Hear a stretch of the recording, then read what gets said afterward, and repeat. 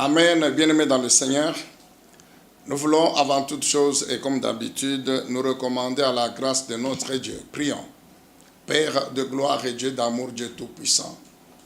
Au nom puissant, glorieux de Jésus-Christ, notre Seigneur et notre Sauveur, nous voulons encore ce matin nous approcher avec assurance, Père, du trône de la grâce de toi, notre Dieu. Nous voulons ce matin nous approcher avec assurance de ton trône.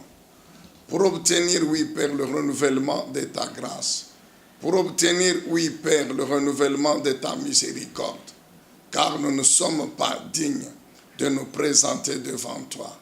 Pour obtenir le renouvellement de ta compassion, notre Dieu.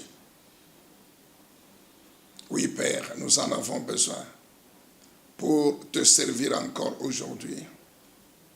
Et pour l'instant, pour écouter ta parole. Oui, Père, l'écoute de ta parole est un sacrifice spirituel que nous devons t'offrir au niveau de notre homme intérieur. Merci, Père, car nous voulons écouter cette parole, non pas comme tout le monde, mais nous voulons écouter cette parole comme doivent l'écouter les disciples. Les disciples de toi, notre Seigneur et Sauveur Jésus-Christ, le plus grand maître, le maître des maîtres.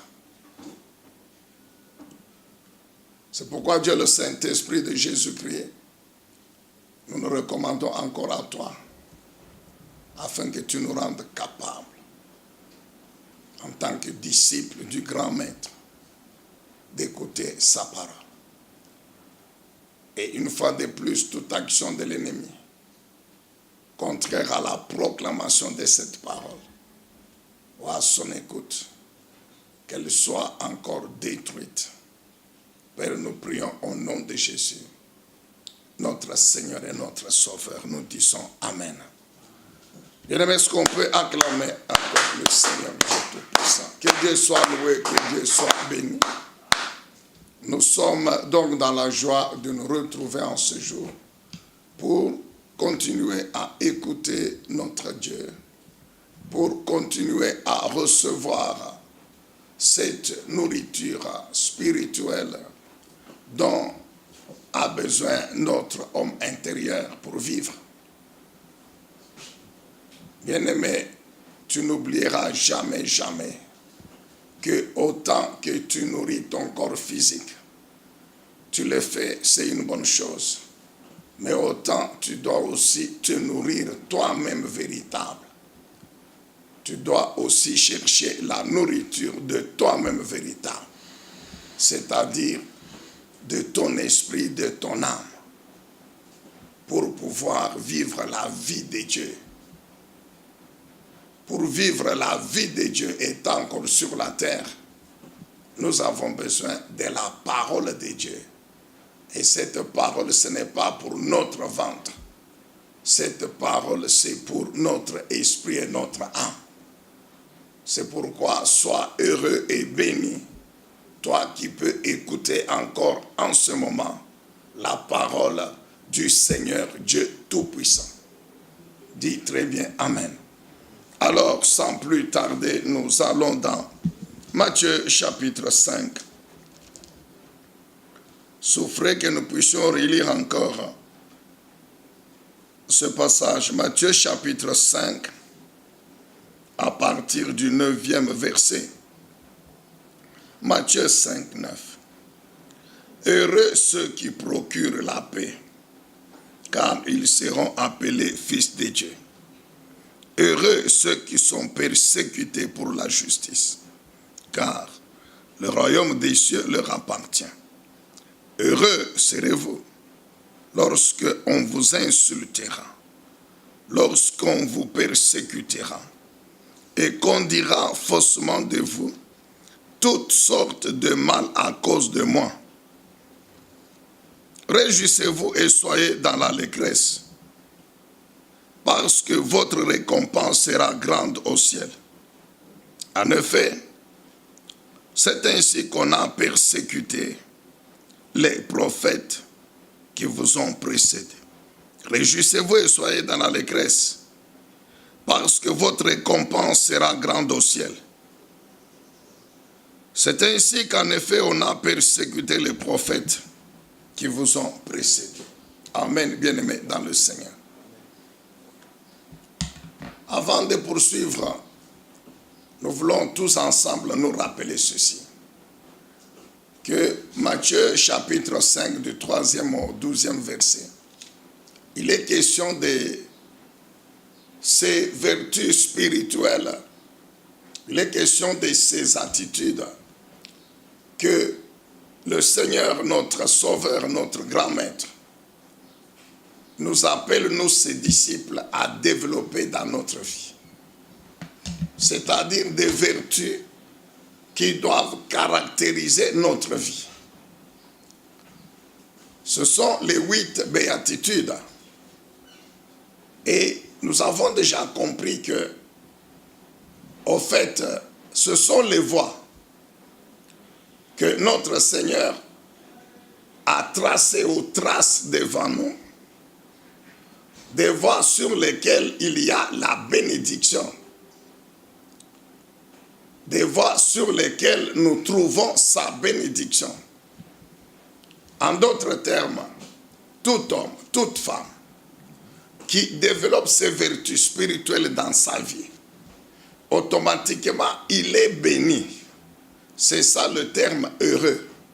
Cet homme est béni et cette bénédiction, le Seigneur la précise. Lorsqu'il dit par exemple au verset 3, heureux ceux qui sont pauvres en esprit, ceux qui manifestent la pauvreté spirituelle. Il dit car le royaume des cieux est à eux. Ça veut dire quoi? Tous ceux qui sont pauvres spirituellement, qui manifestent cette pauvreté spirituelle, ils sont bénis. Et leur bénédiction, c'est quoi? C'est que le royaume de Dieu leur appartient. Nous savons tous ce que c'est que le royaume de Dieu. Donc tout ce qui est le royaume de Dieu, c'est leur héritage. Tout ce que comporte le royaume de Dieu, c'est leur héritage. Toute la bénédiction que Dieu a mise dans son royaume, c'est l'héritage de ceux qui sont pauvres spirituellement. Et ainsi, donc, vous comprenez que si vous voulez être membre du royaume de Dieu et bénéficier de toutes les bénédictions ou des avantages de ce royaume, il faut commencer par être pauvre spirituellement. C'est ça ce que ça signifie. Et ainsi de suite. Et quand nous arrivons au verset 9 et 10, nous trouvons les 2 dernières béatitudes. Bien-aimés, souffre que je vous rappelle encore ceci, que ces béatitudes, étant des vertus spirituelles, marchent ensemble. C'est-à-dire, tu ne peux pas dire que moi, je vais seulement développer la pauvreté spirituelle.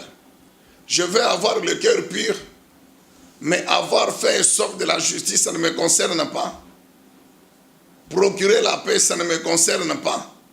Surtout pas la persécution, la dernière. Vous savez, si on pouvait demander aux hommes et aux femmes de choisir les béatitudes, je suis sûr, il y a des béatitudes que beaucoup ne vont pas choisir. Surtout la 8e là, qui concerne la persécution. Et nous allons en parler beaucoup aujourd'hui. La 8e béatitude, qui concerne la persécution. Qui allait la choisir? Qui allait la choisir? Or, nous comprendrons que la vie chrétienne, victorieuse, puissante, glorieuse, bénie, ne peut pas être exemptée de la persécution. Non. Jamais. C'est impossible. La persécution, elle est liée à cette vie. Mais si le Seigneur pouvait dire sur les 8 béatitudes, bon, que chacun choisit celle qu'il veut. Amen, bien-aimé. Mais Dieu ne peut pas faire ça. Parce que Dieu sait que toutes les 8 sont des voies qui conduisent au bonheur, à la bénédiction. Et que tout marche ensemble. Si tu es pauvre spirituellement, c'est-à-dire tu acceptes que ta vie spirituellement,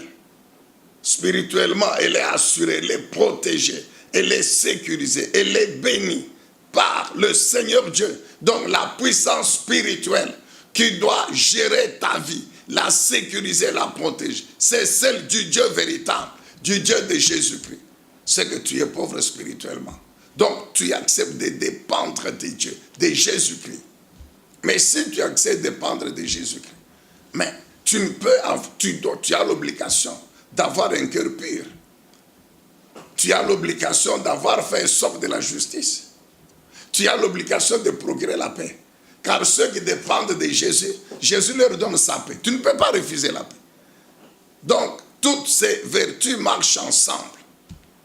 Et quand on prend les deux dernières, je le répète encore, la paix et la persécution, elles sont inséparables. Parce que vous allez voir, partout où le Seigneur Jésus parle de la paix, il fait toujours allusion aux difficultés, aux souffrances. Lisons avec toi Jean chapitre 16, le verset 33. Ça, c'est pour que tu comprennes ce que je viens de dire. Jean chapitre 16, le verset 33. Voici ce que notre maître dit. D'abord, verset 32, s'il vous plaît. Jean 16, 32. Voici que l'heure vient, et elle est déjà venue, où vous serez dispersés chacun de votre côté, et vous me laisserez seul. Voyez un peu comment Jésus parle. Il s'adresse aux apôtres qui sont autour de lui. Il dit que bientôt là, vous serez dispersés. Vous allez me laisser seul. Donc le Seigneur leur annonce qu'il y a des temps difficiles qui vous attendent. Et ces temps ne sont pas loin. C'est dans quelques heures là-bas. Vous allez me laisser seul. Et nous savons c'est ce qui est arrivé. Mais le Seigneur ne s'arrête pas là. Il ajoute, verset 33, « Je vous ai dit cela, afin que vous ayez la paix en moi. Vous aurez à souffrir dans le monde, ou bien vous aurez des tribulations dans le monde, mais prenez courage, moi j'ai vaincu le monde. » Amen. Vous aurez à souffrir dans le monde. Donc le Seigneur, au verset 32, il leur annonce que dans quelques heures là, vous serez dispersés, vous allez me laisser seul. Il faisait allusion à son arrestation à sa croix. Et nous savons que c'est ce qui est arrivé. Quand on a arrêté le Seigneur Jésus, tous les apôtres ont fui. Parce qu'ils ont dit, mais si lui, notre maître, on vient de l'arrêter, il ne réagit pas. Il ne réagit pas. Il ne punit pas ces gens qui sont venus. La Bible dit quelque part qu'ils sont tombés une fois, se sont relevés. Mais les apôtres étaient là. Ils se sont dit, mais il les fait tomber au lieu de les laisser par terre et puis nous continuons librement. Non, il les laisse se relever et puis on l'arrête. Mais alors qu'est-ce que nous on va devenir? C'est ainsi qu'ils ont fui. Même Pierre là, qui était courageux. Mais nous savons que quand maintenant il était question qu'ils disent s'ils connaissaient le Seigneur, Pierre a dit non. Pourquoi Pierre avait renié le Seigneur? C'était la force des événements. C'était fort. C'était fort. C'était fort. Donc Pierre s'était dit dans sa tête que non, non. Si lui, on lui fait comme ça, lui qui a fait les miracles, lui qui a fait les miracles, qui est puissant, on lui fait comme ça. Alors moi, c'est pourquoi Pierre avait nié. Donc c'était fort, les événements. C'était très dangereux, bien-aimés dans le Seigneur. Alors, le Seigneur les avise sur ces événements-là, qui allaient venir tout de suite. Mais il les avise encore, que même quand vous irez dans le monde, vous aurez à souffrir. Bien-aimés, c'est aux disciples que Jésus s'adresse. Et Jésus n'a pas dit que c'est seulement vous les apôtres qui allez souffrir. Non, dans le monde, non. Il s'adresse à tous les disciples, dont toi et moi. Il s'adresse à ceux qui croiront en lui dans 20 ans, 30 ans, 50 ans, si jusque-là il n'est pas venu prendre l'église. Donc le Seigneur s'adresse à ses disciples. Il leur dit ceci: vous aurez à souffrir dans le monde. Vous aurez des tribulations. Mais prenez courage, j'ai vaincu le monde. Et pour nous rendre capables de résister, de continuer à le servir, de continuer à croire en lui, il nous laisse une force, une puissance spirituelle qui est la paix. C'est pourquoi dans ce verset, les deux marchent ensemble. Il dit: je vous donne ma paix, je vous laisse ma paix, qui est différente de celle que le monde donne. Parce que la paix que Jésus donne, c'est la vertu de l'âme, de l'homme intérieur.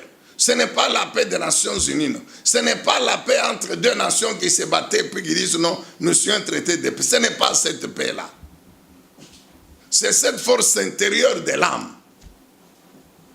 qui fait que face aux souffrances, aux difficultés, on garde la foi en Dieu. On ne réunit pas la foi. On ne trahit pas l'alliance de notre Dieu. Nous connaissons très bien l'exemple de ces jeunes gens qui étaient à Babylone.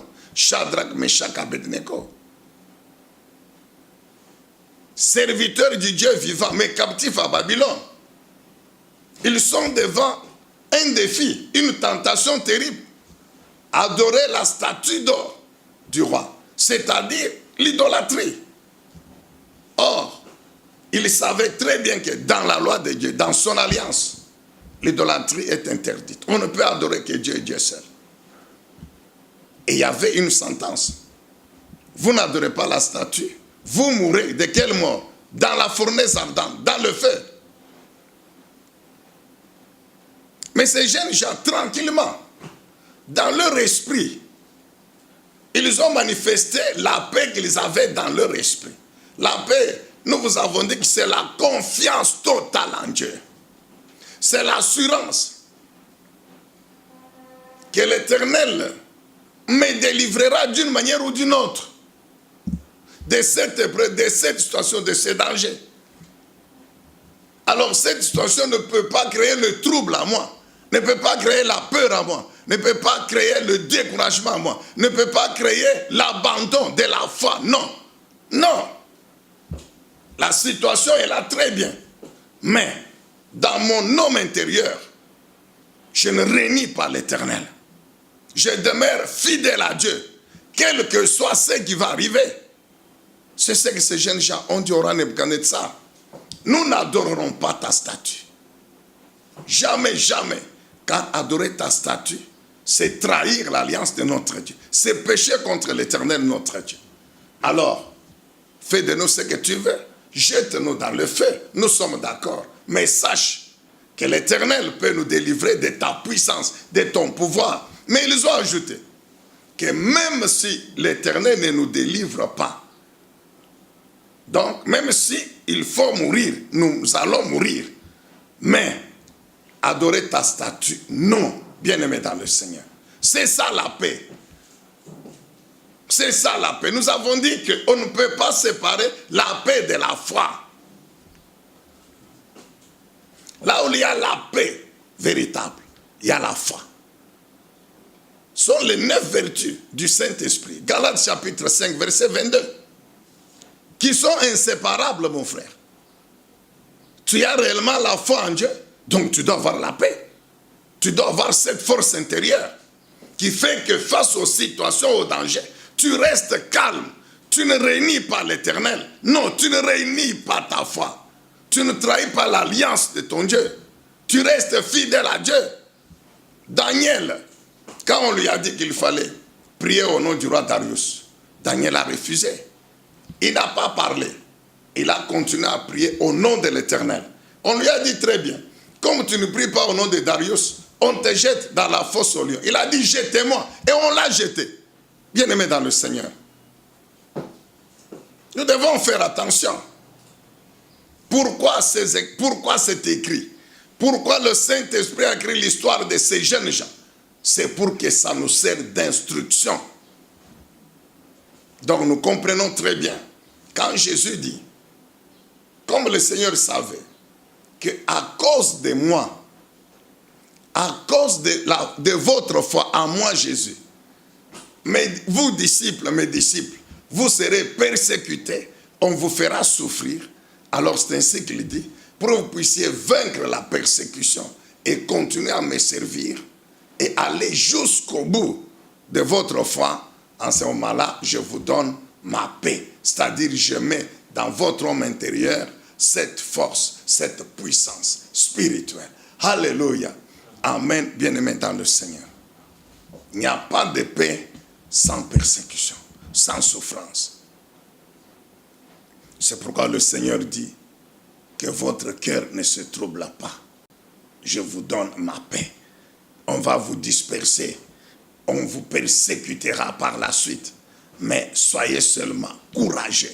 Tenez fort, car j'ai vaincu le monde. Regardez bien. Hier, je disais ceci au temple.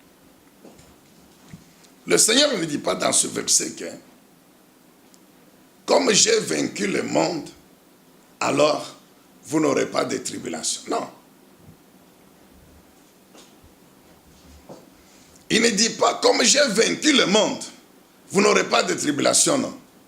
Il affirme que j'ai vaincu le monde, mais vous aurez des tribulations. Vous aurez à souffrir. Jésus ne dit pas, comme j'ai vaincu le monde, vous n'aurez pas à souffrir, non. Mais pourquoi? Lui qui a vaincu le monde, il laisse ses disciples souffrir. Suivez attentivement. La vie que nous menons sur la terre, nous les disciples de Christ, cette vie-là, c'est la vie de Jésus. C'est cette vie que nous menons. C'est la vie que Jésus a vécue sur la terre. Je ne sais de vous le répéter. Jésus dit, je suis le bon berger, le Messie, le Sauveur. Je suis venu donner ma vie pour que mes brebis l'aient et vivent en abondance. Mais c'est quelle vie que Jésus nous a donnée? C'est la vie qu'il a vécue sur la terre. Jésus est venu sur la terre comme étant le deuxième ou le dernier Adam. Pourquoi? Pour permettre à l'homme de vivre la vie que le premier Adam avait avant le péché. Et pour accomplir cela, il fallait que Jésus vive dans le corps humain comme un homme entier, mais qu'il triomphe du péché. C'est ça, qu'il triomphe du péché. Nous connaissons tous la vie qu'avait Adam avant le péché. C'était terrible cette vie qu'il avait. C'était une vie puissante, glorieuse, spirituelle, puissante, glorieuse. La Bible dit chaque soir, l'Éternel descendait dans le jardin et il causait avec Adam et Ève. Il causait avec eux. Adam et Ève avaient la gestion de l'univers. Il n'y a pas un seul ange, même pas un être vivant, à qui Dieu a confié la gestion de l'univers. Mais Dieu a confié la gestion de l'univers à l'homme. Car l'homme est l'unique être qu'il a créé à son image, qui est comme lui. Et nous savons, c'est dans sa composante spirituelle. Donc la vie qu'avait Adam, le premier Adam, avant le péché, il a perdu cette vie-là après le péché. Et Jésus est venu comme étant le dernier Adam pour permettre à l'homme de récupérer cette vie-là. C'est ainsi qu'il devait vivre d'abord en tant qu'homme, sans commettre de péché. Ensuite, aller sur la croix, mourir à la place de l'homme pécheur pour que, mourant, ressuscitant, l'homme pécheur puisse avoir la capacité de vivre la nouvelle vie. Mais la nouvelle que nous menons, nous les disciples, nous qui avons cru en Jésus-Christ, c'est quelle vie? Mais c'est cette vie qu'il dit dans Jean 10, 10 et 11, qui est sa vie, que nous vous avons déjà expliqué. Quelle a été la vie de Jésus quand il était sur la terre? Un homme parfait, rempli du Saint-Esprit, tout en demeurant Dieu Tout-Puissant. C'est cette vie-là que Jésus nous a donnée. Très bien. Et nous savons tous qu'il n'y a pas une vie qui est comparable à celle que Jésus a vécue. Nous savons, quand le Seigneur Jésus était sur la terre, nous savons, bien aimés, qu'il n'y avait aucune puissance qui pouvait lui résister. Spirituellement, c'était terrible. La puissance de Jésus, le Messie, qu'il a démontré en opérant des puissants, glorieux miracles. Mais c'est une puissance terrible, bien aimés, nous le savons. Sur le plan physique, nous vous avons déjà expliqué. Et même dans d'autres domaines. Alors, c'est cette vie-là. Et permettez que je vous rappelle qu'il n'y a pas une autre vie qui dépasse. Chrétien. Souffre que je t'explique encore, que je te rappelle encore, que sur cette terre ici, il n'y a pas de meilleure vie plus que la vie chrétienne que ton bon berger t'a donné, le Seigneur Jésus-Christ. Il n'y en a pas, mon frère. Mais je te dis, il n'y en a pas. Dans tous les domaines. Bien-aimé, si toute vie sur la terre est gérée par une puissance spirituelle qui opère d'abord dans le lieu, dans le monde invisible, et qui influence les vies des hommes et des femmes sur la terre. Mais nous savons qu'il y a deux sources de cette puissance spirituelle. La première, c'est celle de Satan. Et la deuxième, c'est celle de notre Dieu. Et toi et moi, nous savons qui est Dieu, qui est Jésus-Christ. Toi et moi, nous savons que Satan, quel que soit ce qu'il peut faire comme démonstration de sa puissance, mais il ne peut même pas s'approcher. Satan ne peut pas s'approcher du Seigneur. Parce qu'il suffit seulement que quelqu'un, là où Satan est, cite rien que le nom de Jésus-Christ pour que Satan soit neutralisé, anéanti. Jésus n'a pas besoin d'être là. Partout il y a Satan, non. Mais lorsqu'un disciple de Jésus proclame le nom de Jésus, et Satan, et ses démons, et les sorciers, tous sont mal à l'aise, sont neutralisés, sont anéantis.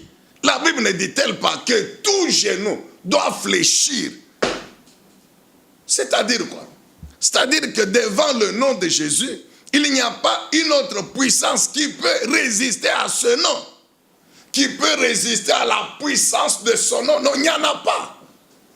C'est pourquoi la Bible dit que tout genou fléchit devant le nom de Jésus-Christ, dans les cieux, sur la terre et sous la terre. Donc spirituellement, mon frère, il n'y a pas une puissance spirituelle qui dépasse celle de notre Seigneur Jésus-Christ. Or, cette puissance, il nous l'a donnée, non? Elle fait partie de la vie qu'il nous a donnée. Cette puissance-là fait partie de la vie qu'il nous a donnée. C'est pourquoi, rappelle-toi, il a dit, marcher sur les scorpions, sur les serpents. Tu sais, ce sont des images qui représentent les puissances des ténèbres, des sorcelleries, des démons. Il dit marcher sur toute la puissance de l'ennemi, du diable. Et rien ne peut vous nuire. Il a dit chasser les démons, mon frère. Chasser les démons. Les démons sont les serviteurs du diable. Lorsqu'on les chasse, ça veut dire quoi? Ça veut dire qu'on est plus fort que eux. Jésus nous a donné son nom. Et il nous a donné son Esprit Saint. Amen, bien-aimé. Donc spirituellement, mon frère, la vie chrétienne que toi tu as, qui est la vie de Jésus, du Dieu vivant, mon frère, elle est de loin supérieure à toute autre vie. Sur le plan physique, n'y a-t-il pas de promesses dans l'Alliance où l'Éternel dit, je vais chasser la maladie de vos maisons. Je vous rendrai féconds. Il n'y a pas de promesse où il est écrit que quand bien même vous tombez malade, je vais vous guérir. Je vous guérirai, je vous délivrerai des maladies. Pourquoi? Parce que dans l'alliance, la vie que Jésus nous a donnée, comme c'est une vie spirituelle d'abord, mais nous vivons cette vie dans le corps physique. Alors comme le corps physique sert de support à l'homme spirituel, donc le corps physique doit être en bonne santé physique. Dans d'autres domaines, vous allez me dire que les chrétiens ne mangent pas. Vous allez me dire que quand on regarde les gens les plus pauvres sur la terre, ce sont les chrétiens. Non, mon frère. Est-ce que tous les païens sont des millionnaires? Tous les païens sont des millionnaires en dollars, en francs congolais? Non. Pour nous les chrétiens, sur le plan matériel et financier, mais notre bon berger, il dit que je pourvoirai à tous vos besoins. Je pourvoirai à tous vos besoins. C'est ça que notre bon berger dit. Et il le fait tous les jours. Il le fait tous les jours. Nous sommes là. Il pourvoit à tous nos besoins. Il a dit, ne vous inquiétez pas de ce que vous allez manger, de ce que vous allez vous habiller. Votre Père Céleste, il dit, votre Père Céleste, il connaît vos besoins. Il vous nourrira. La vie d'abord que moi, votre Dieu, je vous ai donné, vaut plus que la nourriture. La nourriture, c'est l'image des besoins matériels. Il dit, le corps que je vous ai donné vaut plus que les vêtements. Donc nous, les chrétiens, nous n'avons pas à nous inquiéter. Même si aujourd'hui, je ne mange pas. Mais je sais que demain, il finira par pourvoir. Donc nous avons cette assurance-là, que notre bon berger, il finira par pourvoir à mes besoins. Mais le païen, il a que l'assurance. Amen, bien-aimés dans le Seigneur. Toujours la vie de Jésus qui nous donne, nous ses enfants sur la terre. C'est une vie qui est protégée, mon frère. C'est une vie qui est protégée. Il n'y a pas, mon frère, il n'y a pas une protection en dehors de celle de notre Dieu. Lisez dans Psaume 127, etc. Il est écrit quoi? Si l'Éternel ne veille sur une ville, ceux qui la gardent veillent en vain. Si l'Éternel ne bâtit une ville, ceux qui travaillent en vain. Mon frère, il n'y a de meilleure protection que par notre Dieu. La Bible dit que l'Éternel, le Dieu d'Israël, qui garde son peuple, il ne sommeille ni ne dort.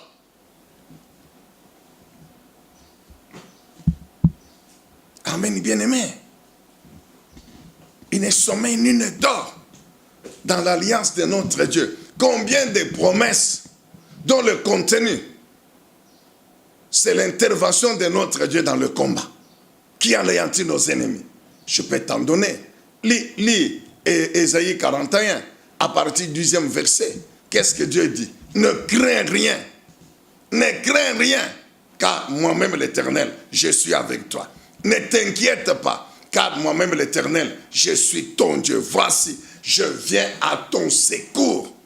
Je te soutiens par ma droite triomphante, ma droite de justice, my victorious right hand of righteousness and justice. Et Dieu dit quoi? Regarde, par la puissance de ma main, de ma droite triomphante, tous ceux qui sont enragés et enflammés contre toi seront dans la honte et ils seront confondus. Tous ceux qui te combattent, qui te font la guerre, Dieu dit quoi? Moi-même l'Éternel, je les anéantirai et je ferai quoi? Je vais les faire périr. Tu en veux encore? Une autre promesse, mon frère. Il y en a plein. Lis Psaume 89. Dieu parle de David. Qu'est-ce que Dieu dit dans Psaume 89 concernant David? Il dit, ma main, ma puissante main, soutiendra David dans les combats, dans les difficultés, dans les circonstances, dans les épreuves. Ma main le soutiendra.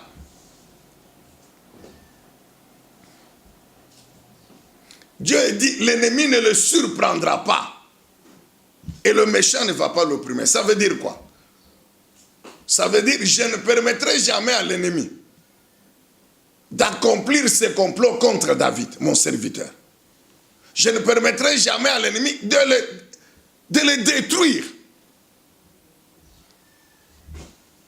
Dieu dit, moi-même l'Éternel, je marcherai devant David. Qu'est-ce que je vais faire? J'écraserai devant lui tous ses ennemis. Vous comprenez un peu? C'est écrit dans la Bible, mon frère. Et je frapperai tous ceux qui le haïssent. Dieu ajoute, mon nom sera la force de David dans le combat. La force de David dans tous les combats s'élèvera par mon nom, moi l'Éternel. Vous comprenez? Bien-aimés, nous connaissons ce que c'est que le nom de notre Dieu, le nom de Jésus-Christ. Nous connaissons la puissance du nom de Jésus-Christ. Et ça fait partie de la vie qu'il nous a donné. Mon frère, tout ça, c'est pour que tu comprennes, chrétien, que la vie que Jésus t'a donnée n'a pas de comparaison sur cette terre. Il n'y en a pas. Il n'y a personne, mon frère. Écoute, même l'homme le plus riche sur cette terre, s'il n'est pas chrétien, il n'est rien. L'argent, c'est quoi? L'argent, c'est quoi? Hein? Prenez tous les milliards là, tous les milliards. Vous comprenez? Donc on compte là, 1000, 2000, 3000, 4000, 1 million, 10 millions, 100 millions, 1 milliard, 2 milliards, 100 milliards. On met tout ça quelque part. Hein? Et puis, on laisse entrer les termites là-bas. Revenez là-bas après 1 mois. Hein? Les milliards là, tu vois les milliards là, on les met bien. Et puis, on laisse entrer les termites. Revenez après 1 mois. Vous vous rendrez compte que c'est du papier. C'est du papier. Vous allez me dire que non, mais j'ai des buildings. Mais mon cher, quand il y a les tremblements de terre, il suffit juste que la magnitude du séisme, l'intensité du séisme, sur l'échelle de Richter, comme le disent les sismologues, etc., sur l'échelle de Richter, il suffit qu'elle dépasse 7. C'est fini. Même si c'est 100 étages, ça s'écroule. Même si c'est 1000 étages, ça s'écroule, mon frère.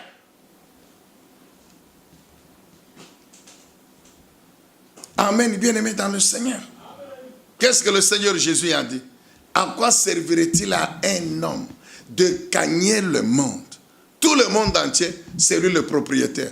Mais s'il perd son âme, c'est-à-dire s'il n'a pas l'assurance qu'après la mort, son âme est sauvée. Or, qui sauve? C'est Jésus-Christ. C'est Jésus qui sauve, mon frère. Il n'y a pas un autre Dieu. Qu'on ne te trompe pas. J'ai dit qu'on ne te trompe pas. Je ne connais pas ta religion. Très bien. Je te respecte. Mais je te dis seulement que dans ce monde ici, il n'y a pas de Dieu. Il y a un seul Dieu. Et le Dieu véritable, c'est le Dieu de Jésus-Christ. Qu'on ne te trompe pas. Le Dieu véritable, c'est Jésus-Christ lui-même. Si tu refuses, il n'y a pas de problème. Mais quand tu mourras, tu te rendras compte après ta mort que ce que le pasteur Zacharie disait, c'était la vérité. Mais ça sera trop tard pour toi, mon frère. Je dis bien que ça sera trop tard. C'est pourquoi si tu écoutes cette parole encore aujourd'hui, abandonne, mon frère, abandonne l'orgueil. Écoute, hein, abandonne l'orgueil. Abandonne l'orgueil.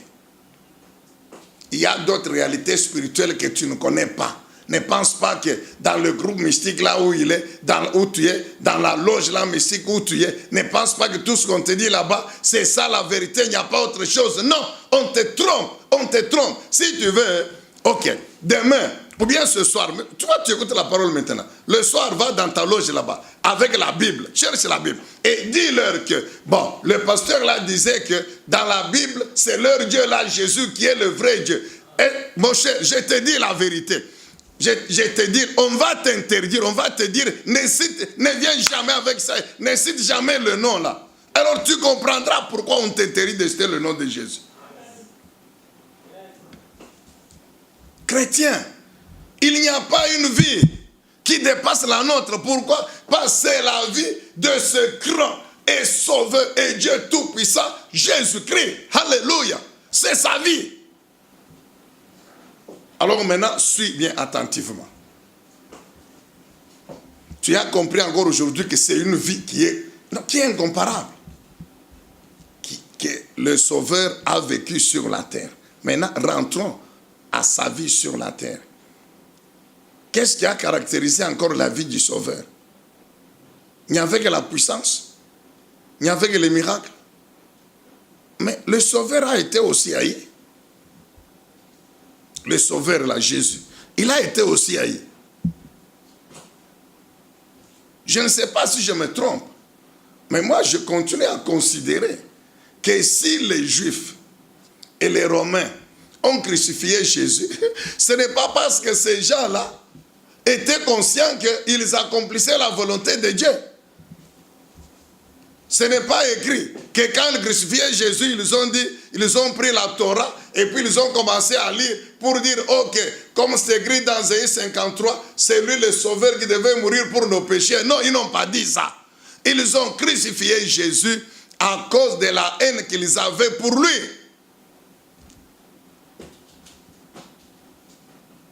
C'est pourquoi le Seigneur a dit aux apôtres, si moi, votre maître, j'ai été haï, vous aussi vous serez haïs. Il dit, le monde ne m'a pas aimé. Donc ne vous attendez pas à ce que le monde vous aime.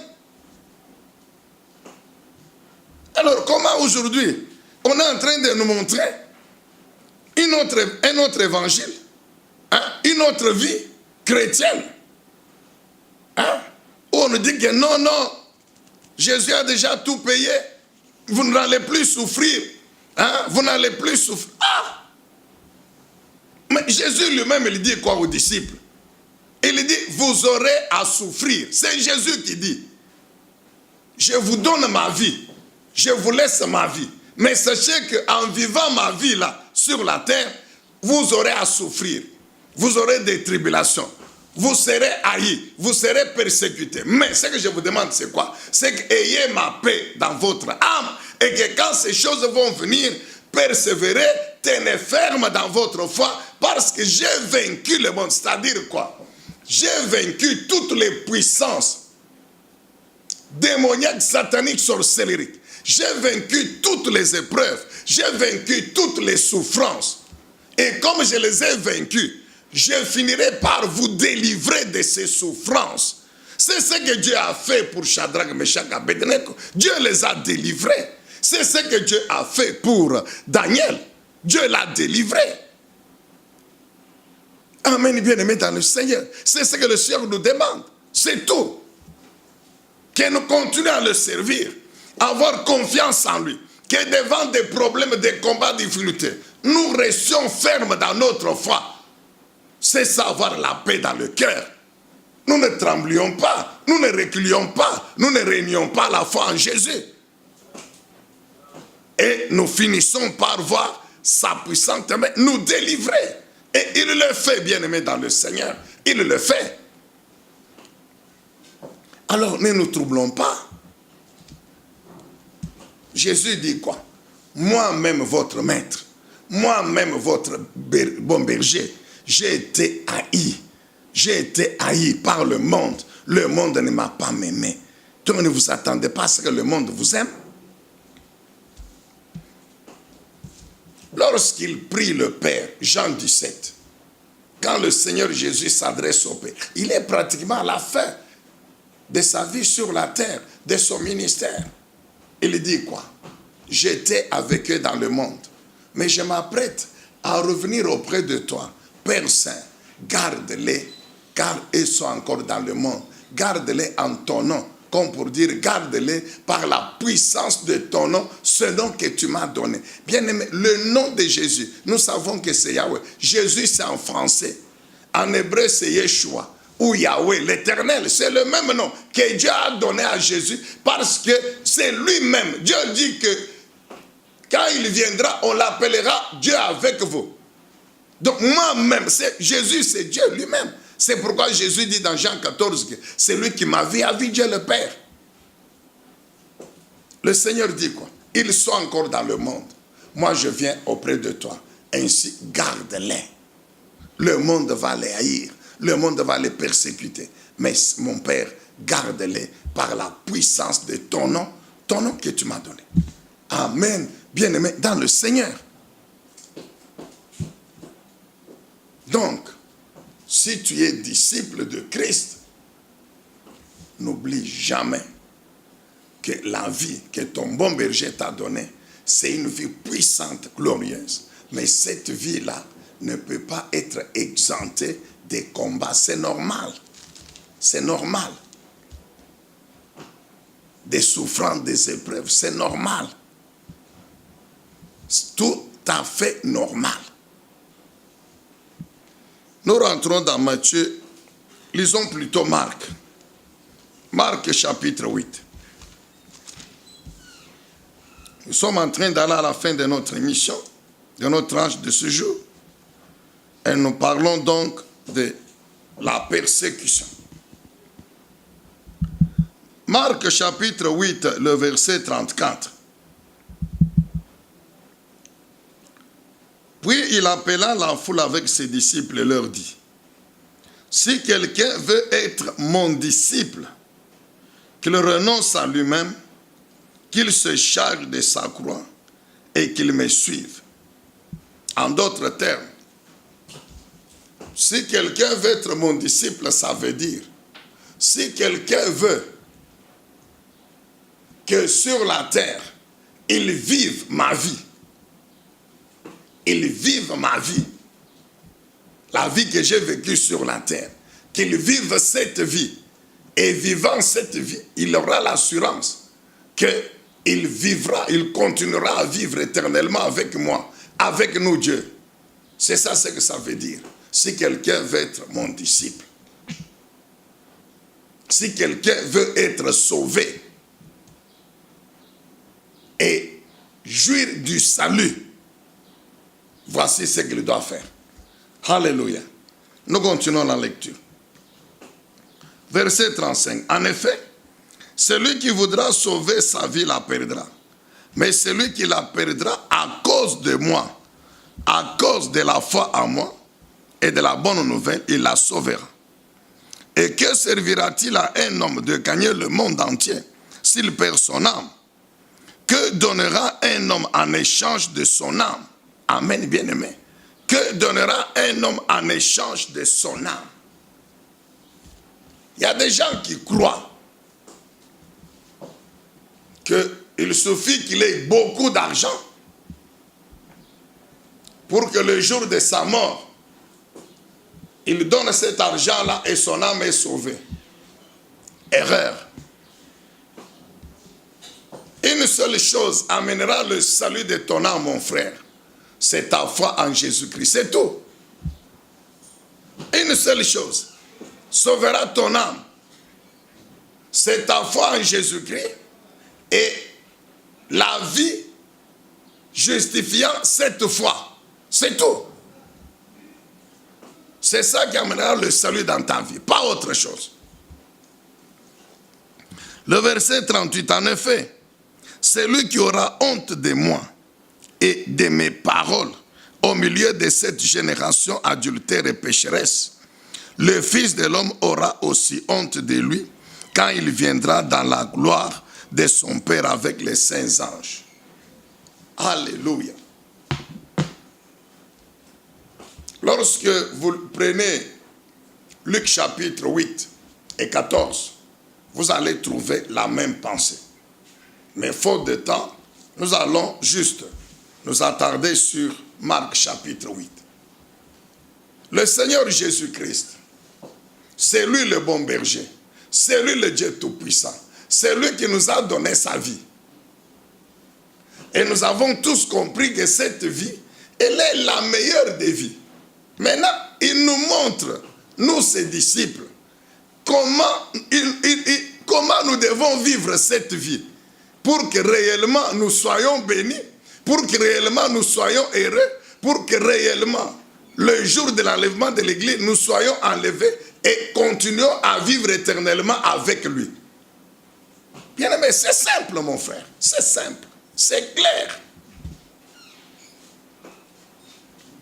C'est lui Jésus qui parle, c'est lui qui parle. Il est en train de donner les conditions où les caractéristiques de la vie du disciple. Ce que le disciple doit être. Ce qui doit caractériser sa vie. C'est-à-dire ce que le disciple doit faire pour que lui, Dieu, Jésus, continue à s'occuper de ses disciples et à le bénir. Bien aimé, si nous sommes tous d'accord qu'il n'y a que Dieu qui bénit, si nous sommes tous d'accord que c'est Dieu, c'est Jésus-Christ, alors, comment vous pouvez nous dire le contraire de ce qu'il dit? Si nous sommes tous d'accord que Jésus ne bénit que ses disciples, c'est-à-dire ceux qui ont cru en lui, qui sont en d'autres termes ses brebis, à qui il a donné sa vie, que nous connaissons.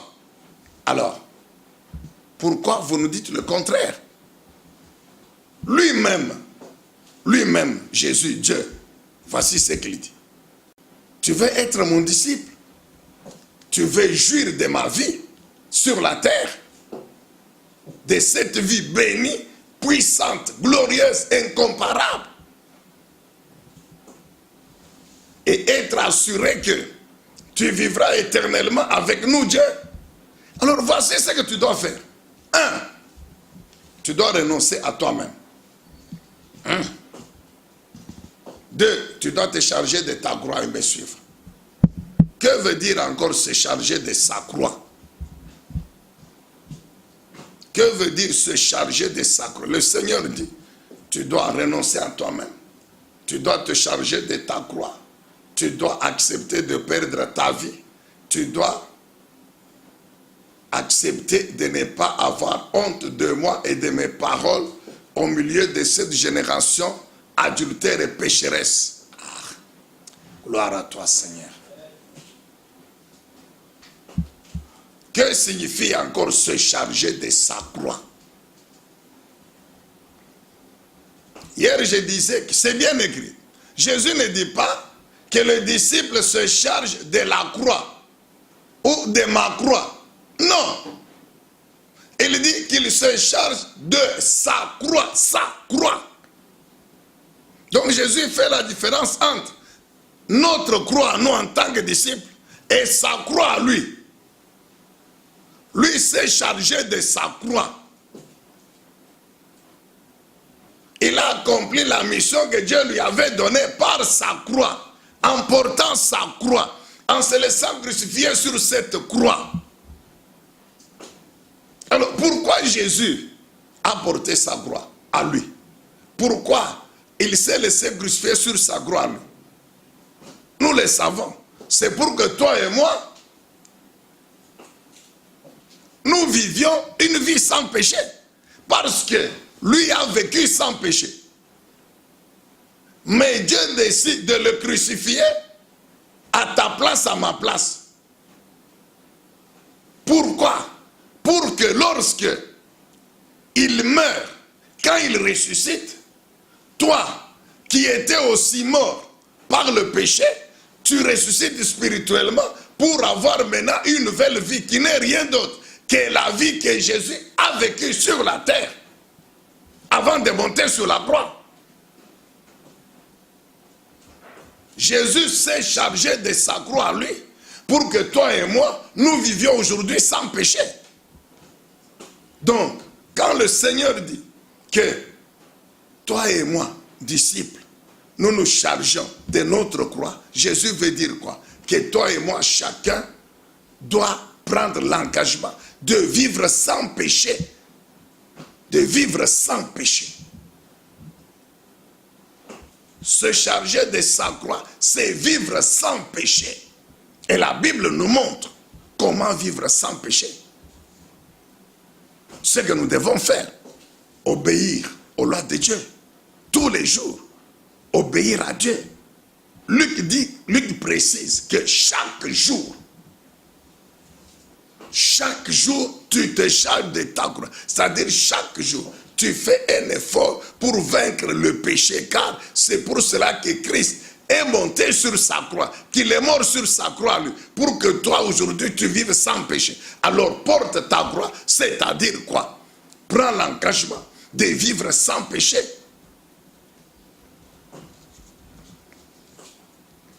En obéissant aux lois de Dieu. Même si le danger est là. La mort était certaine. Shadrach, Meshach, Abednego, ils ont dit pas question. On n'adore pas la statue. Jette-nous dans le feu. Et on les a jetés dans le feu, mon frère. Daniel a dit, je ne prie pas au nom de Darius. Jette-moi dans la fosse au lion. Et on l'a jeté dans la fosse au lion. Maintenant, toi, de quelle foi toi tu es? Quelle est la foi que toi tu as? Lorsqu'il y a une petite épreuve, une petite tentation, tu cèdes. Oh non, hein? Les enfants vont mourir de faim. La femme va mourir de faim. Que je prenne d'abord. Prendre là, tu voles l'argent. Dans la caisse de l'État, tu voles l'argent. Dans la caisse de la société, tu voles l'argent. Dans la caisse de l'entreprise, tu voles l'argent d'autrui. Tu es un escroc. Il y a envie de chrétiens escrocs. Escroc chrétien. Tu mens pour qu'on te donne l'argent. Tu mens que non, j'ai laissé de la marchandise à Kasumbalesa. Hein? D'ici 2 jours, on va me payer. Si tu peux me donner d'abord $100.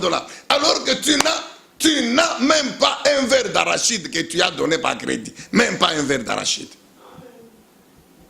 Donc tu es en train de mentir. Pourquoi? Pour manger. Mais la Bible dit que Shadrach, Meshach, Abednego, on dit, jette-nous dans le feu. Même pour mourir, nous allons mourir. Nous allons mourir. Mais pas adorer la statue. C'est ça, se charger de sa gloire, mon frère. Ah, tu vois, tu deviens triste. Tu deviens triste maintenant. Tu dis non, il a bien commencé, mais il est en train de mal terminer. Non, je ne termine, au contraire, je termine bien. C'est Jésus, le Dieu que tu cherches. Quand tu vas chez les prophètes, écoute mon frère, quand tu vas chez les prophètes là, le prophète il dit quoi? Même si c'est un faux. N'est-ce pas, il dit toujours Dieu a dit. Dieu a dit. Oui. Maintenant, c'est ce Dieu-là, voici ce qu'il dit. Que si tu veux réellement que je te bénisse, charge-toi de ta croix. Il y a des gens, il y a des femmes, hein? Il y a des hommes qui vivent dans le... Hier, il a péché hier. Mais aujourd'hui, le problème se pose, il va chez le féticheur. Il n'a jamais lu la Bible. Il va chez le prophète, je voulais dire. Il n'a jamais lu la Bible. Et quand il arrive chez le prophète, il croit que... Parce que le prophète a dit que non, c'est fini, tu es délivré, tu vas voir, Dieu va faire de grandes choses. Là, il croit que non, ce qu'on dit là, c'est vrai.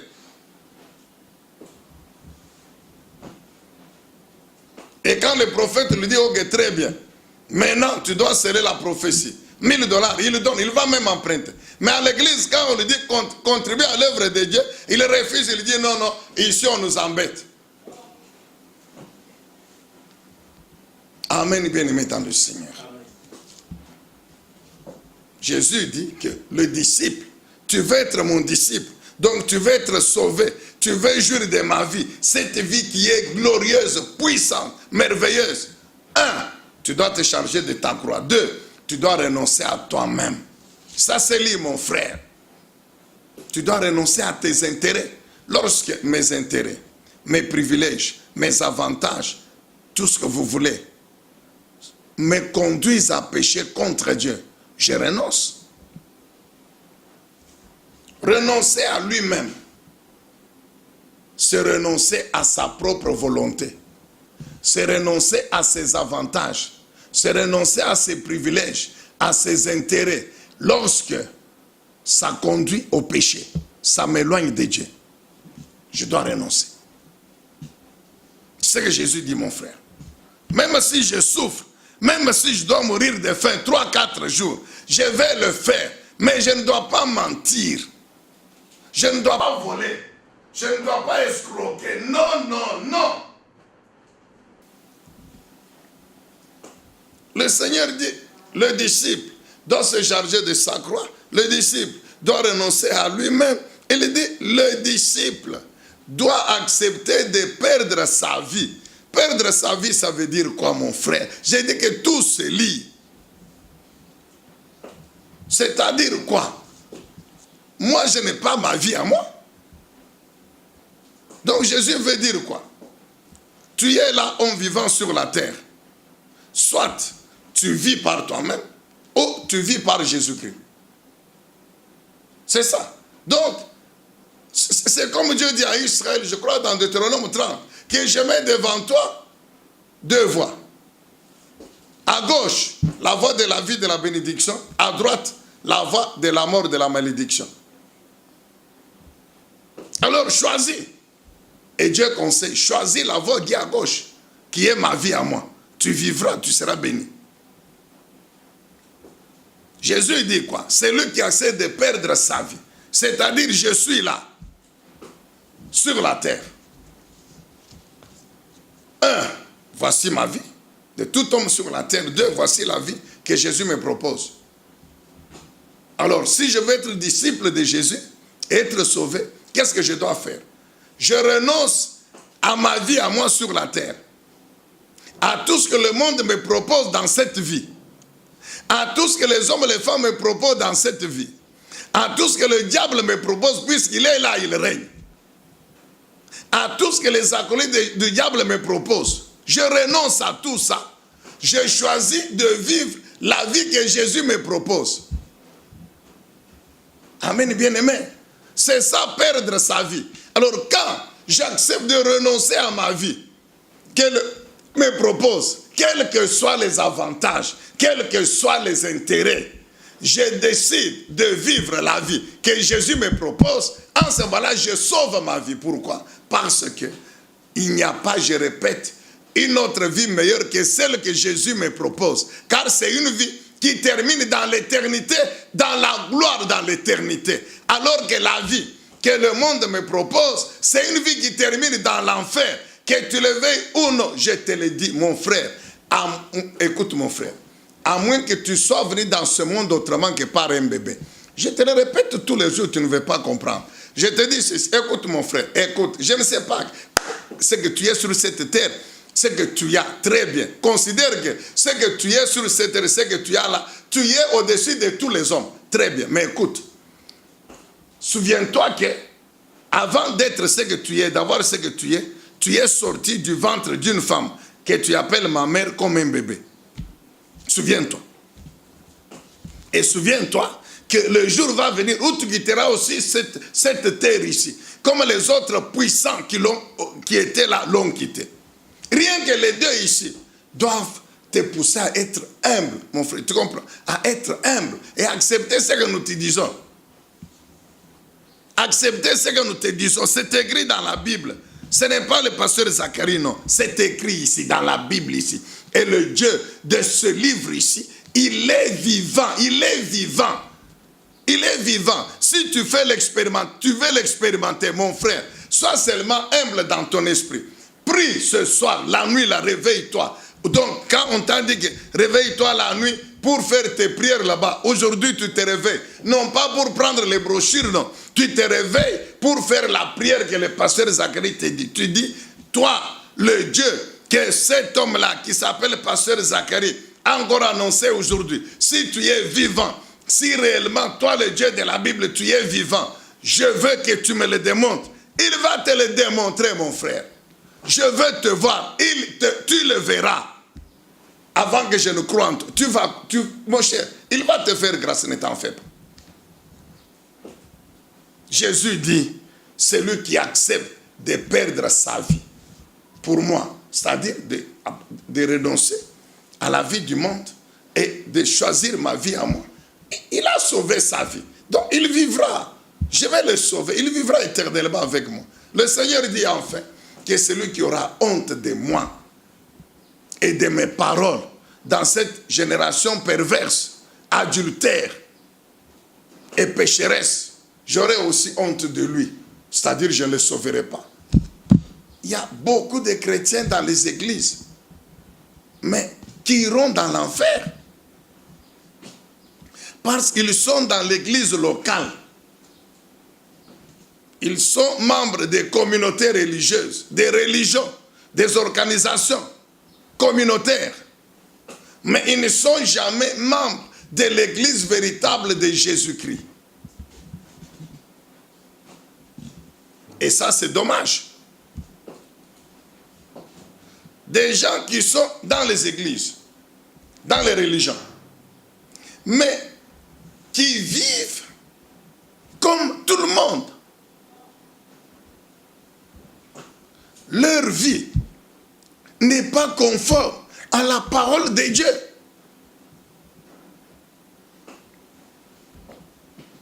Leur vie n'est pas conforme à la parole de Dieu.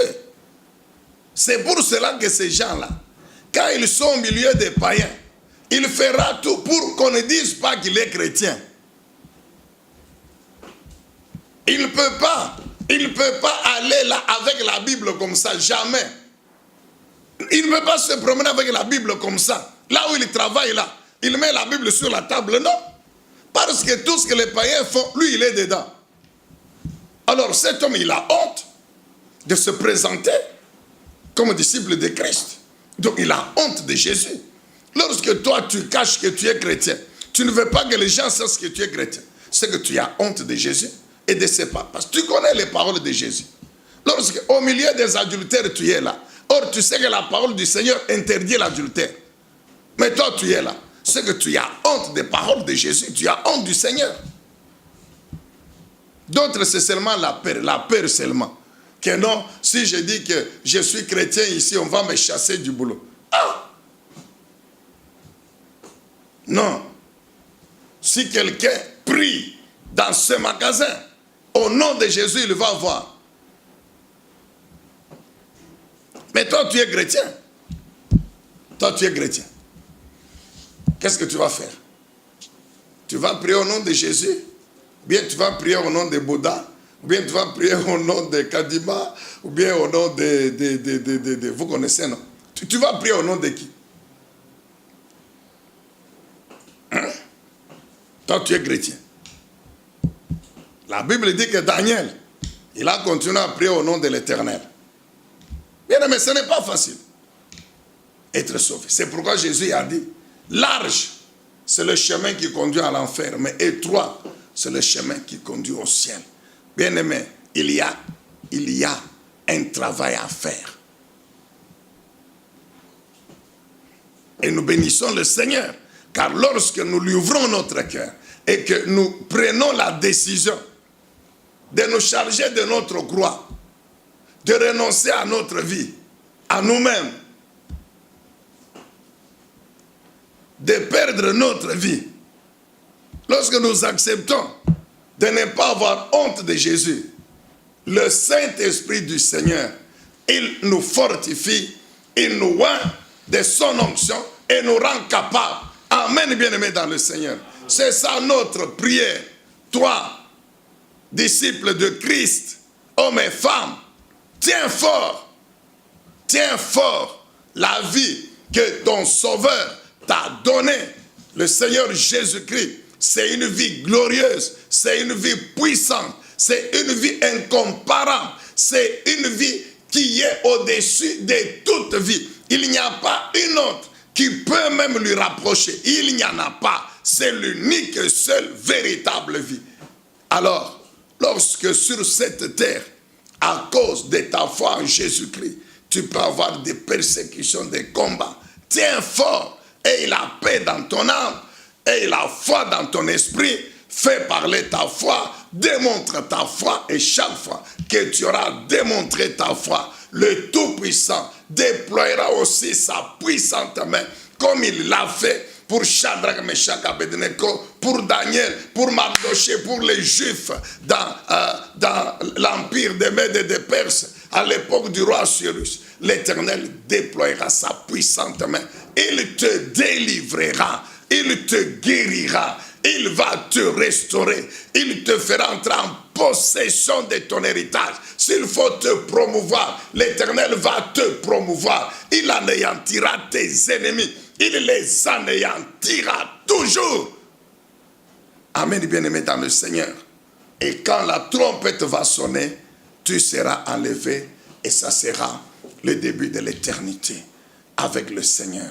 C'est ça notre prière pour toi et que le Tout-Puissant te bénisse. Au nom de Jésus, notre Seigneur et notre Sauveur, nous disons tous ensemble Amen. Alors, alors mon frère, acclame un peu le Seigneur, acclame Jésus, n'aie pas peur. Je t'ai déjà dit, n'aie pas peur. Tu vois, si tu refuses d'acclamer là où tu es là, au magasin là, si tu refuses d'acclamer, c'est que tu as honte de Jésus. Parce que tu as peur de ton patron, tu comprends? Non, acclame au magasin là où tu es. Acclame, même si tu es dans le taxi. Acclame mon frère. Si tu n'acclames pas, tu as honte du chauffeur, bien de ceux qui sont à côté de toi. Est-ce que tu peux acclamer le Seigneur? En acclamant, tu démontres que tu n'auras jamais honte de Jésus-Christ. Alléluia. Amen. Ok.